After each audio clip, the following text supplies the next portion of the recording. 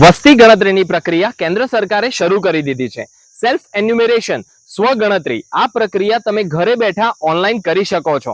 આજનો વિડીયો જોઈ લેશો તો હું ખાતરી આપું છું કે તમારે સ્વગણતરી માટે બીજો કોઈ જ વિડીયો જોવાનો નહીં રહે.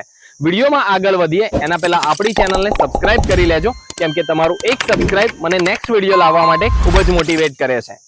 ક્રોમ બ્રાઉઝર ઓપન કરીને se.census.gov.in લખીને સર્ચ કરવાનું છે. આ વેબસાઇટની લિંક હું તમને ડિસ્ક્રિપ્શનમાં પણ આપી દઈશ. અહીંયા જે પહેલું પેજ ઓપન થશે, અહીંયા સિલેક્ટ સ્ટેટના ઓપ્શનમાં જવાનું છે. ત્યાં આપણે આપણા રાજ્યનું નામ પસંદ કરવાનું છે. ગુજરાત સિલેક્ટ કરીને આ કેપ્ચા અહીં એન્ટર કરી વેરીફાઈ અને પ્રોસીડ કરી દેવાનું છે. આ તમામ સૂચનાઓ વાંચી લેવાની છે કે આ ફોર્મને ભરતા 15 થી 20 મિનિટ જેટલો સમય લાગી શકે છે. ઓકે ઓપ્શન પર ક્લિક કરશો તો name of the head of the household, અહીંયા તમારા ઘરના મુખ્ય સદસ્યનું નામ તમારે લખી દેવાનું છે. તમારા માતાનું નામ, પિતાનું નામ કે મોટા ભાઈનું નામ, જે પણ નામ તમે અહીં લખશો, યાદ રહે કે આ નામ એકવાર એન્ટર કર્યા બાદ ચેન્જ નહીં કરી શકાય. એ નામ અહીં તમારે વિચારીને લખી દેવાનું રહેશે. અહીંયા મોબાઈલ નંબરના ઓપ્શન પર ક્લિક કરવાનું છે અને મોબાઈલ નંબર એન્ટર કરી દેવાનો છે, જે ફરજિયાત રહેશે. ઈમેલ આઈડીના ઓપ્શન પર ક્લિક કરવાનું છે, જે ફરજિયાત નથી પણ તમે લખી શકો છો. વેરીફાઈ અને ઓટીપી આપશો એટલે તમારા મોબાઈલ નંબર ઉપર ઓટીપી આવી જશે. ઓટીપી એન્ટર કરી લેંગ્વેજ સિલેક્ટ કરવાની છે. ગુજરાતી ભાષાને આપણે સિલેક્ટ કરી દેવાની રહેશે અને વેરીફાઈ ઓટીપી આપી દેવાનું છે. ત્યારબાદ અહીંયા આ ઓપ્શન જે તમને દેખાઈ રહ્યો છે, અહીંયા તમામ સૂચનાઓ છે. હવે આપણા ઘરનું લોકેશન આપણે સેટ કરવાનું છે. પ્રથમ સ્ટેપની અંદર આ સૂચનાઓ વાંચીને ઓકે ના ઓપ્શન પર ક્લિક કરી દેવાનું છે. અહીંયા તમે યાદ રહે જે લોકેશન સેટ કરશો એ તમારા ઘરનું લોકેશન રહેશે. સ્થળ સંકેતની વિગતો પહેલા સ્ટેપમાં તમારો જિલ્લો ઓપ્શન જે દેખાય છે એને ડ્રોપ ડાઉન કરશો તો તમે જે જિલ્લાથી બિલોંગ કરો છો એ જિલ્લો લખી દેવાનો છે. હું મહેસાણા સિલેક્ટ કરીને અહીંયા પિનકોડ નંબરના ઓપ્શનમાં તમારો પિનકોડ નંબર એન્ટર કરી દેવાનો છે. અહીંયા જે ગામ, શહેર, વિસ્તારનો ઓપ્શન આપેલો છે, તો જેનાથી ગૂગલ મેપમાં તમારું ઘરનું લોકેશન શોધી શકાય એવું કોઈ નામ અહીંયા સર્ચ કરીને શોધોના ઓપ્શન ઉપર ક્લિક કરવાનું છે. હું મહેસાણા લખીને શોધો કરીશ તો મહેસાણાનું લોકેશન ઓપન થઈ જશે. ત્યાં હવે તમારા ઘરનું લોકેશન તમારે સેટ કરી દેવાનું છે. બે આંગળીઓની મદદથી ઝૂમ કરશો તો આ યલો લાઇટને તમારા ઘરના લોકેશન ઉપર જઈને છોડી દેવાનું રહેશે. તો આ રેડ માર્કર એ જગ્યા ઉપર આવીને સ્ટોપ થઈ જશે, જેનાથી તમારા ઘરનું લોકેશન એ જગ્યા ઉપર સેટ થઈ જશે. ત્યારબાદ આ લોકેશન સેટ થઈ જાય તો સ્થળની પુષ્ટિ કરોના ઓપ્શન પર ક્લિક કરીને સેવ કરો અને આગળ વધોના ઓપ્શન ઉપર તમારે ક્લિક કરી હાના ઓપ્શન પર ક્લિક કરી દેવાનું રહેશે. હવે બીજા સ્ટેપમાં તમારે જનગણના ઘરની વિગતો અહીં ભરી દેવાની છે કે તમારા ઘરમાં જે ભોયતળિયામાં વપરાયેલ મુખ્ય સામગ્રી કઈ હતી. માટી, પાકી ઈંટ, પથ્થર, સિમેન્ટ, આમાંથી કોઈ પણ એક ઓપ્શન તમારે સિલેક્ટ કરી દેવાનું છે. જનગણના ઘરની દિવાલમાં વપરાયેલ મુખ્ય સામગ્રીઓ કઈ હતી, તો આમાંથી તમે પ્લાસ્ટિક, માટી, કાચી ઈંટ, લાકડું, ગેલ્વેનાઇટ, પાકી ઈંટ, જે પણ ઓપ્શન હોય એને સિલેક્ટ કરી દેવાનો છે. ઘરની છતમાં આમાંથી કઈ મુખ્ય સામગ્રીનો યુઝ થયો છે એની વિગતો અહીંથી ચેક કરીને એ ઓપ્શનને તમારે સિલેક્ટ કરી દેવાનો છે. હું અહીં પાકી ઈંટના ઓપ્શન પર ક્લિક કરું છું. તમારા ઘરમાં તમે જે રહેતા હોય, જે વસ્તુનો ઉપયોગ થયો હોય એ સિલેક્ટ કરવાનો છે. જનગણનામાં ઘરની સ્થિતિ કેવી છે, સારી હોય તો સારી, રહેવા લાયક હોય તો રહેવા લાયક અને ખંડેર હાલતમાં હોય તો ખંડેર હાલત, જે પણ સ્થિતિ હોય એને સિલેક્ટ કરીને સેવ કરો અને આગળ વધોના ઓપ્શન ઉપર ક્લિક કરીને હાના ઓપ્શન પર ક્લિક કરી દેવાનું રહેશે. હવે ત્રીજું સ્ટેપ ઓપન થઈ જશે. કુટુંબના મુખ્ય માણસ સંબંધિત વિગતો અહીં ભરવાની છે. આ કુટુંબમાં સામાન્ય રીતે કેટલી વ્યક્તિઓની સંખ્યા છે એ અહીં તમારે લખી દેવાનું છે. કુટુંબના મુખ્ય માણસનું નામ જે આપણે અગાઉ ભર્યું હતું, હેડ ઓફ ધ હાઉસહોલ્ડ, એ અહીં ઓટોમેટિક આવી જશે.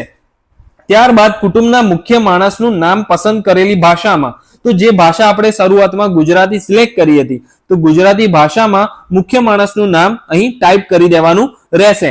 એ માણસનું નામ અહીં તમે ટાઈપ કરી દેશો. ત્યારબાદ કુટુંબના મુખ્ય માણસની જાતિનો ઓપ્શન શો થઈ રહ્યો છે, તો પુરુષ હોય તો પુરુષ, સ્ત્રી હોય તો સ્ત્રી. જે આપણે ઉપર મુખ્ય માણસનું નામ લખ્યું છે એ પુરુષ, સ્ત્રી કે ટ્રાન્સજેન્ડર વ્યક્તિ છે, તો એમાંથી ત્રણમાંથી જે પણ ઓપ્શન હોય એને સિલેક્ટ કરી દેવાનું છે. આ લાસ્ટ ઓપ્શનમાં જો અનુસૂચિત જાતિ કે અનુસૂચિત જનજાતિ કે અન્ય જાતિથી તમે બિલોંગ કરો છો એ જાતિ અહીં સિલેક્ટ કરી દેવાની છે. યાદ રહે કે આ જાતિ કેન્દ્ર સરકાર આધારિત તમારી જે કેટેગરીમાં જાતિ આવતી હોય એને તમારે સિલેક્ટ કરવાની છે. જેમ કે હું અન્યનો ઓપ્શન છે, તો મારે આ બેમાંથી કોઈ બીજી જાતિ હોય તો એના ઓપ્શન મતલબ કે ઓબીસી હોય, જનરલ કેટેગરી, તો અન્ય કરવાનો છે. આ ઘરની માલિકીનો દરજ્જો કેવો છે, તમારી પોતાની માલિકીનું છે કે પછી ભાડાનું છે પરંતુ બીજે પણ માલિકીનું મકાન છે, કે ભાડાનું છે અને બીજે માલિકીનું નથી, કે અન્ય જે પણ હોય તમારે સિલેક્ટ કરવાનું છે. રહેવા લાયક ઓરડાઓની સંખ્યા કેટલી છે એ ઓરડાઓની સંખ્યા અહીં લખી દેવાની છે. આ કુટુંબમાં રહેતા પરણિત દંપતીની સંખ્યા, ઘરમાં કેટલા પરણિત કપલ રહે છે એ સંખ્યા અહીં લખી દેવાની. સેવ કરો અને આગળ વધોના ઓપ્શન પર ક્લિક કરી હા કરી દેવાનું છે. ચોથા સ્ટેપમાં સુવિધાઓ જે તમારા ઘરમાં છે એને લગતી માહિતી અહીં તમારે ફિલઅપ કરવાની છે. પીવાના પાણીનો મુખ્ય સ્ત્રોત છે તો કૂવામાંથી આવે છે, હેન્ડપંપ છે, ટ્યુબવેલ, બોર કૂવો, ઝરણું, એ જે પણ હોય સિલેક્ટ કરવાનું છે. પીવાનું પાણી સ્ત્રોતની ઉપલબ્ધતાનું અંતર કેટલું છે, ઘરના પરિસરમાં છે, પરિસરની નજીકમાં છે કે દૂર છે એ ઓપ્શન કરવાનો છે. પ્રકાશનો જે મુખ્ય સ્ત્રોત છે વીજળી, કેરોસીન, સૌર ઉર્જા, એમાંથી ઓપ્શન સિલેક્ટ કરવાનો છે. જો શૌચાલયનો ઉપયોગ કરો છો, હા હોય તો આમાંથી કોઈ ઓપ્શન ને ના હોય તો આ ઓપ્શન, જે પણ ઉપયોગમાં લેતા હોય એનો ઓપ્શન પર ક્લિક કરવાનું છે. શૌચાલયનો પ્રકાર, તો આ ત્રણ અહીં ઓપ્શન દેખાય છે, ફ્લશ, પોર, ફ્લશ શૌચાલયનું જોડાણ, અથવા તો 2 ખાડા પદ્ધતિ વાળું અથવા 1 ખાડા પદ્ધતિ વાળું, કે સેવાથી સંચાલિત. જે પણ શૌચાલયનો તમે યુઝ કરો છો એ આ ચારમાંથી એક ઓપ્શન સિલેક્ટ કરવાનો છે. ઘરમાંથી જે ગંદા પાણીનો નિકાલ છે એ કઈ રીતે છે, બંધ ગટરથી છે, ખુલ્લી ગટરથી છે કે ગટર નથી, એમાંથી જે પણ હોય એ ઓપ્શન સિલેક્ટ કરવાનો છે. સ્નાનાગૃહ હોય તો સ્નાનાગૃહ લખી દેવાનું છે, ટીક કરવાનું છે. જો રસોડામાં એલપીજી પીએનજી જોડાણની ઉપલબ્ધતા કઈ રીતે છે, જો એલપીજી કનેક્શન હોય તો એલપીજી કનેક્શન, ના હોય તો નાના ઓપ્શન પર. આ બાકીના 2 ઓપ્શનો જોઈ લેવાના છે. રસોઈ જો ઘરની બહાર થાય છે કે રસોડામાં નથી થતી તો એમાંથી કોઈ પણ એક ઓપ્શન તમારે જે આવશે, જે તમારા ઘરમાં ઉપયોગમાં લો છો એને સિલેક્ટ કરવાનું છે. રસોઈ માટે ઉપયોગમાં લેવાતું મુખ્ય ઈંધણ, જલાવ લાકડા, પાક અવશેષો, છાણા, કોલસો, એલપીજી, જે પણ યુઝ કરતા હોય સિલેક્ટ કરી સેવ કરો અને આગળ વધોના ઓપ્શન પર ક્લિક કરી દેવાનું છે. અને ત્યારબાદ અહીં હાનો ઓપ્શન દેખાશે એના ઉપર ક્લિક કરવાનું છે. 5મું સ્ટેપ, અસ્કયામતો, ઘરમાં જે તમારી સુવિધાઓનો ઉપયોગ કરો છો, જેમ મતલબ કે રેડિયો, ટ્રાન્ઝિસ્ટર, કોમ્પ્યુટર, તમે 2 વ્હીલર 4 વ્હીલર જે પણ એની સુવિધાઓની માહિતી લખવાની છે. રેડિયો યુઝ કરતા હોય તો એ ઓપ્શન, અહીંયા ટેલિવિઝન હોય તો દૂરદર્શન છે કે ડીટીએચ કનેક્શન, કેબલ કનેક્શન, એમાંથી જે પણ ઓપ્શન હોય એને સિલેક્ટ કરી દેવાના છે. ઇન્ટરનેટનો ઉપયોગ કરો છો, હા તો શેના માધ્યમથી, ના હોય તો ના. લેપટોપ, હા કે ના. ટેલિફોન અને મોબાઈલ સ્માર્ટફોન, જો તમે હા યુઝ કરતા હોય તો હા, અન્ય કોઈ હોય તો અન્ય, બંને યુઝ કરતા હોય બંને. સાયકલ, 2 વ્હીલરમાં જે પણ ઓપ્શન હોય સિલેક્ટ કરવાનો છે. કાર, જીપ, વાન, હા અથવા તો ના.